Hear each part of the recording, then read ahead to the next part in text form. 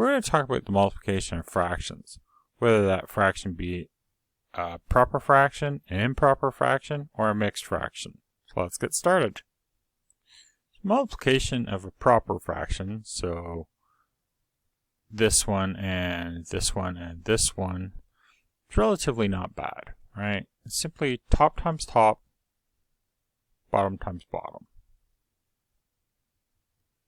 So 1 times 3 is 3, and 2 times 4 is 8. Not a problem. That one's fine. If we look at the next one, so it's 3 times 3, which is 9, and 2 times 4, my apologies, 2 times 12, which is 24. Whether or not this is in lowest terms, we'll talk about that in a moment. The numbers that we're going to check to make sure that's in lowest terms are 2, 3, 5, and 7.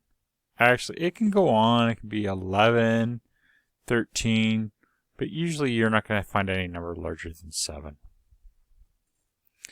So if we're looking at this question, right, 2 doesn't go nicely into 9 and into 24,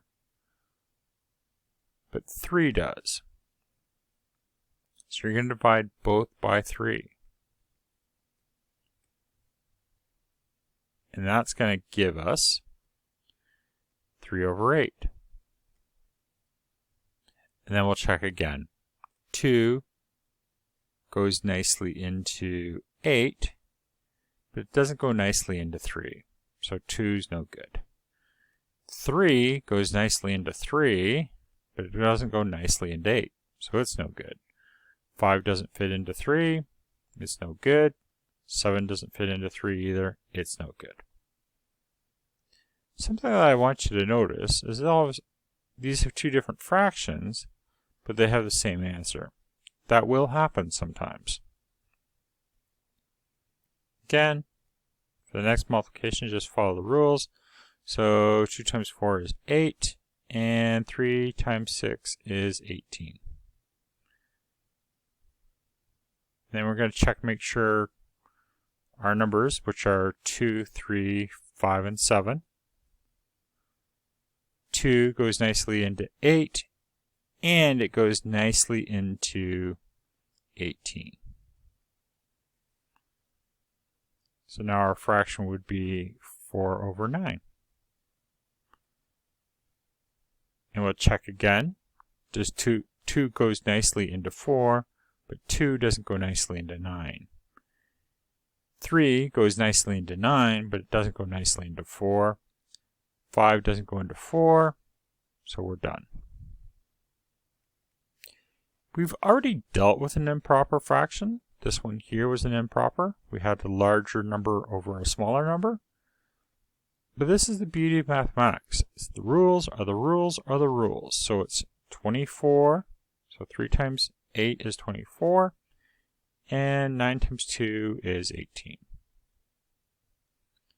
Have another fraction. But here's the thing, right? We're going to make sure we put it into the lowest terms. So we're going to check 2, 3, 5, and 7.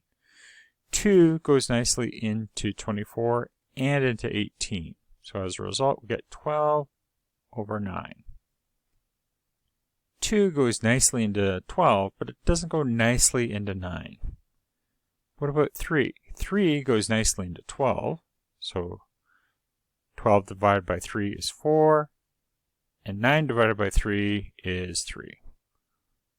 Done. Excellent. Personally, I prefer improper fractions. I have to use improper fractions to multiply anyway, so I would just leave it as an improper fraction. That would be in lowest terms, but some people will insist on putting it into a mixed fraction. I have no issue with that, so it's 1 and 1/3. We will have another video regarding going from an improper fraction to a mixed fraction. That's a story for another time. If we look at the question on the bottom, it is a mixed fraction times another mixed fraction. So it would be 15 over 12 times 9 over 4. Because what I've done is I've converted my mixed fraction into an improper. So 12 times 1 plus 3, that gives us 15. That's for the 15. And the denominator, that doesn't change, so it's still 12. And then next one is 4 times 2, which is 8, plus 1, because you're going to add the numerator, so it's 9 over 4. And this is the beauty of mathematics. The rules are the rules are the rules. 4 times 12 is 48. 9 times 15 is 135. That's not in lowest terms. So remember, the numbers that we're going to use to check are 2, 3, 5, and 7.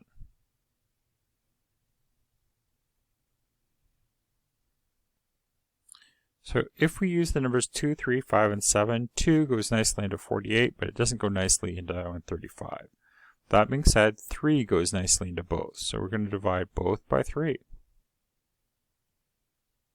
And that's going to give us 45 over 16. Check again. 2 goes nicely into 16, but not into 45. 3 goes nicely into 45, but not into 16. Similarly with 5 and 7 just doesn't work at all. It's not pretty. So if we put it in terms of a mixed fraction, it's 2 and 13 over 16. And I want you to notice that when I went from an improper to a mixed, my denominator, my bottom part, did not change in both cases.